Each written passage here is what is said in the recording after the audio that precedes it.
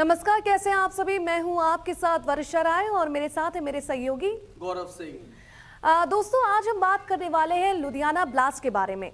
जी हाँ, लुधियाना ब्लास्ट फिलहाल तो ये सनसनी में है और आज इसी केस से जुड़े कई राज के पर्दाफाश हम करने वाले हैं।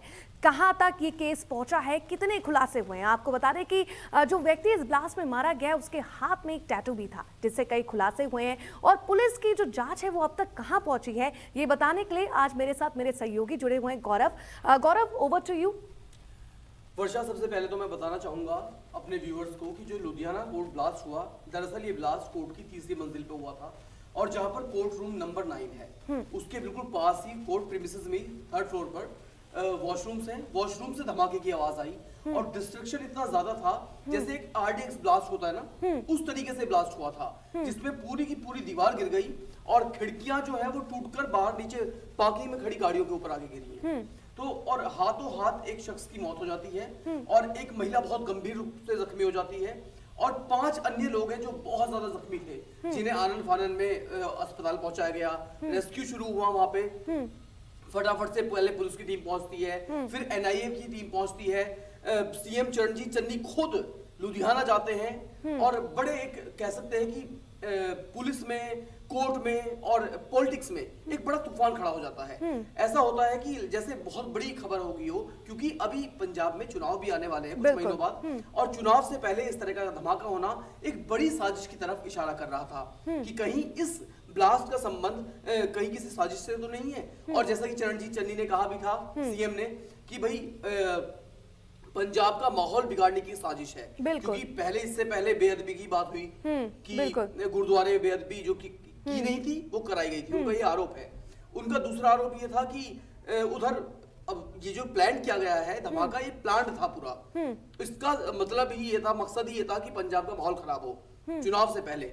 उधर सिद्धू, हालांकि सिद्धू और चन्नी दो अलग अलग गुट हैं, लेकिन फिर भी सिद्धू ने सुर में सुर मिला और कहा कि वाकई ये एक साजिश थी। तो इस तरह का माहौल आया। अब बात होती है कि आज के खुलासे की, वर्षा, तो आज खुद डीसीपी ने प्रेस कॉन्फ्रेंस भी की है और अब ये बात इस दिशा में पहुंची है कि एक नया एंगल निकल के सामने आया है। यानी उसका साजिश तो है नो डाउट, लेकिन एंगल ये है कि जिसने ब्लास्ट किया वो आदमी खुद मारा गया। कैसे मारा गया वर्षा, बहुत सोचने वाली बात है कि एक आदमी बॉम्ब प्लान कर रहा है और इत्तेफाक से बॉम्ब फट जाता है और वो खुद मारा जाता है। बिल्कुल। और जो शव है वो इतना शक्त विक्षत हो चुका था, इतना उसके डैमेज हो चुका था कि पहचान पाना मुश्किल था कि अगर मारा गया तो कौन मारा गया। तो फर्स्ट एंगल में पुलिस के बात सामने जरूर आई थी कि भाई कोई मारा गया है और ये भी था कि शायद इसी बंदे ने बम प्लान किया होगा।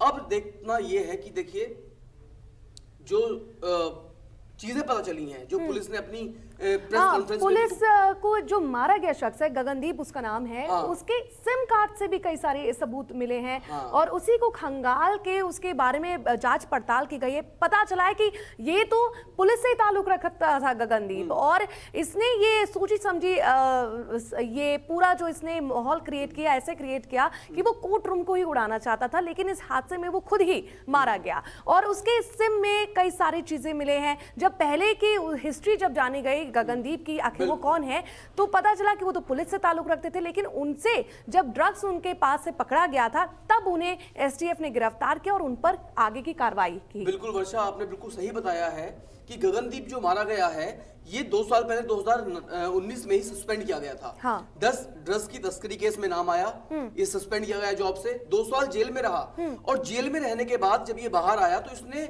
इस तरह की अवैध गतिविधियां शुरू कर दी।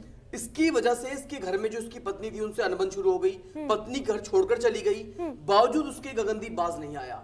और गगनदीप ने जो ये प्लान किया था बॉम्ब, उसके पीछे मंशा भी यही थी कि क्यों ना कोर्ट का रिकॉर्ड रूम ही उड़ा दिया जाए। देखिए, जब भी कोई आरोपी होता है ना, उसका मामला कोर्ट में पहुंच जाता है, तो जिस कोर्ट में उसकी सुनवाई होती है, कोर्ट कैंपस में एक रिकॉर्ड रूम होता है जहां उसकी सारी फाइल्स रखी जाती है। भाई क्या चार्जेस लगे हैं इस पे, क्या कुछ उसके पास से बरामद हुआ है, तो पुलिस एक चार्जशीट फाइल करती है और उसे कोर्ट पहुंचा देती है। इसका मकसद ये था, इतना अल्लड़ बुद्धि कह सकते हैं आप इसे, बेवकूफ कह सकते हैं कि मूर्खों वाली इसने बात की है कि अगर कोर्ट का पूरा रिकॉर्ड रूम उड़ जाएगा, तो सारे जो कैदी हैं वो ये फिर आरोपी हैं वो बरी हो जाएंगे जी। क्योंकि रिकॉर्ड खत्म तो केस खत्म, केस खत्म तो दोबारा से मुझे नौकरी पे बहाल कर लिया जाएगा, वापस से मेरी तैनाती पंजाब पुलिस में हो जाएगी। लेकिन ऐसा हो पाता या नहीं हो पाता वो तो बात की बात है, लेकिन फिलहाल इस कोशिश में गगनदीप माना गया। लेकिन गौरव, ये कहना गलत नहीं होगा कि गगनदीप ने ये जो पूरा टेक्निक इस्तेमाल की है ये करने में, वो अकेला नहीं था, इसके पीछे कोई शायद बड़े नेटवर्क का भी खुलासा हुआ है। बिल्कुल वर्षा, क्योंकि इस तरह जिस तरीके से उसने प्लान किया है, सबसे बड़ी बात निकल के सामने ये आई है, उसने फोन से बॉम्ब प्लान किया। उसके पास कोई आरडीएक्स नहीं था, उसके पास कोई धमाका दूसरी चीजें नहीं थी, वो फोन फटा है और फोन की फ्रीक्वेंसी इतना ज्यादा थी कि वो इतना डैमेज हुआ है, वहां पर की दीवारें गिर गई, बंदा मारा गया, 5 लोग जख्मी हो गए। असल में क्या था, कई सारी ऐसी अवैध वेबसाइट्स हैं हमारे साथ चल भी रही है इंटरनेट पे, जिससे हमें अपने बच्चों को बहुत दूर रखना चाहिए, क्योंकि हुआ भी यही है कि उस बंदे ने फोन का वो इंस्ट्रक्शंस आ रहे थे वो फॉलो कर रहा था। ऑनलाइन बॉम्ब प्लान किया जा रहा था, बॉम्ब को एक्टिव करने के लिए जो भी कमांड्स उसे मिल रही थी ऑनलाइन वो उन्हें फॉलो करता रहा, और फाइनली ऐसा हुआ कि बॉम्ब एक्टिव हुआ और फट भी गया और गगनदीप मारा गया। तो गगनदीप के जो तार हैं, जाहिर सी बात है वो इसलिए भी जुड़े हो सकते हैं किसी नेटवर्क से, क्योंकि गगनदीप इतना समझदार तो नहीं था कि वो फोन को ट्रैक करके एक ऑनलाइन बॉम्ब प्लान कर ले। कोई तो ऐसा एक बंदा था जो उसे बता रहा था कि ऐसे भी कर सकते हैं आप और ऐसे आप छूट सकते हैं। तो गगनदीप बेसिकली जो सामने आ रहा है ना पुलिस की जांच में, गगनदीप एक मोहरा बना। बिल्कुल, गगनदीप मास्टरमाइंड नहीं है, गगनदीप एक मोहरा था, मास्टरमाइंड कोई और है, और पुलिस की जांच तो कई थ्योरीज पे चल रही है। जी गौरव, ये भी इस हादसे के बाद ना लोग ये सोचने लगे कि क्या कोर्ट में बम ले जाना, चाहे वो रोहिणी कोर्ट की बात करें जो 2 दिसंबर में हादसा हुआ था जिसमें टिफिन के अंदर बम प्लांट किया गया था, कि क्या कोई भी व्यक्ति कोर्ट में आसानी से जाकर ऐसा इतने बड़ी चीज का अंजाम दे सकता है? बिल्कुल वर्षा, जहां तक बात आती है कोर्ट रूम की और कोर्ट्स की, तो कोर्ट्स एक ऐसी जगह है जहां पे अपराधी भी आते हैं, जहां पे पुलिस भी आती है अपराधियों को लेकर, और जहां पे बड़े फैसले लिए जाते हैं किसी भी केस के, और क्योंकि वहां पे जुडिशरी भी है, तो ऐसे में कोर्ट्स की प्रोटेक्शन एक बड़ा मुद्दा है। और कहीं ना कहीं हमारी सिक्योरिटी में ये लूप होल्स हैं कि हम अक्सर देखते हैं कि चाहे वो गाजियाबाद कोर्ट है कि कहीं फायरिंग हो गई है, आरुषि केस था उसमें मिस्टर एंड मिसेस तलवार जो थे आरुषि के पेरेंट्स, उन पे हमला हुआ, ये गैंगवार होती है कोर्ट्स के अंदर कि गोली चलती है, किसी मेन एक्यूज को जो पेशी के लिए लाया जाता है जेल से, उसे हाथों हाथ मार दिया जाता है, ऑन द स्पॉट उसकी हत्या कर दी जाती है। तो कोर्ट्स के मुद्दे पे तो हमें बहुत सेंसिटिव होना चाहिए, और मैं तो कहता हूं कि एक एज अ मीडिया पर्सन और एज अ कॉमन मैन मेरा ये सोच है कि जब हम मेट्रो स्टेशन को सिक्योरिटी दे सकते हैं, नेताओं को सिक्योरिटी दे सकते हैं, तो आखिर कोर्ट के भी ऐसे पैरामीटर्स क्यों नहीं बनाए जाते कि कोर्ट्स में भी बहुत टाइट सिक्योरिटी हो, क्योंकि वहां पे जो लोग आ रहे हैं कहीं ना कहीं वो भी हाई प्रोफाइल्स हैं, मामले हाई प्रोफाइल्स हैं, और उसकी सिक्योरिटी भी, जैसे सीआईएसएफ है, इस तरह की एजेंसीज जो है उन्हें हायर किया जाए, उन्हें कोर्ट उनके अंडर में सौंप दी जाए पूरी तरह से, क्योंकि शरारती तत्व ऐसे हैं। और अब मैं वर्षा याद दिलाना चाहूंगा कि हम उस मुद्दे पे भी बात करें कि आखिर अगर गगनदीप मोहरा था तो फिर मास्टरमाइंड कौन था? एग्जैक्टली। देखिए अभी पुलिस की जो थ्योरी है ना वो 2 तरीके से चल रही है। पुलिस ने उसके घर से गगनदीप के घर तक पहुंचती है, पता चलता है कि गगनदीप खन्ना, पंजाब की खन्ना डिस्ट्रिक्ट का रहने वाला है, उसके गांव पहुंचती है, उसके घर की तलाशी लेती है, तो पुलिस को मोबाइल फोन मिलता है, पुलिस को लैपटॉप मिलता है, पुलिस को कुछ सिम कार्ड्स मिलते हैं और भारी मात्रा में कैश मिलता है। अब सवाल नंबर 1 ये है कि जो आदमी 2 साल से जॉब नहीं कर रहा है, बर्खास्त चल रहा है, जिसके पास कोई अलग से कोई माध्यम नहीं है पैसा कमाने का, आखिर उसके पास कैश कहां से आया? एग्जैक्टली। तो ये बहुत बड़ा सवाल है। तो पुलिस क्या करती है, उसके भाई को अपने गिरफ्तार करके हिरासत में लेके और पूछताछ के लिए लेके जाती है। अब चीजें खुलती हैं पूछताछ में कि गगनदीप कई लोगों से संपर्क में था। 2 फोन होना ही बहुत बड़ी बात है। आजकल जितने भी ये मल्टीमीडिया फोन्स हैं सब में 2 या 3 सिम लगाने की सुविधा है। तो एक फोन जब वहां पे फट चुका है तो फिर दूसरा फोन घर पे क्या कर रहा है, और ये वाला फोन घर पे साथ क्यों नहीं था उसके? तो इस तरह कई चीजें हैं जिसपे पुलिस बहुत गंभीरता से जांच कर रही है। तो अब 2 चीजें सामने आ रही हैं कि एक तो ये है कि गगनदीप वो खालिस्तान के नेटवर्क में आ चुका था। जब वो जेल गया तो जेल में उसकी मुलाकात खालिस्तानियों से हुई, बब्बर खालसा के लोगों से हुई। अब बब्बर खालसा को भी समझना होगा बब्बर खालसा क्या है, इसकी मंशा क्या है। तो वर्षा, बब्बर खालसा दरअसल एक ग्रुप है, एक समूह है जिसकी मंशा है कि पंजाब में ही जो आजाद सिख हैं उनको लेकर एक अलग खालिस्तान बसा लिया जाए। वो लंबे समय से एक खालिस्तान की मांग करते आए हैं।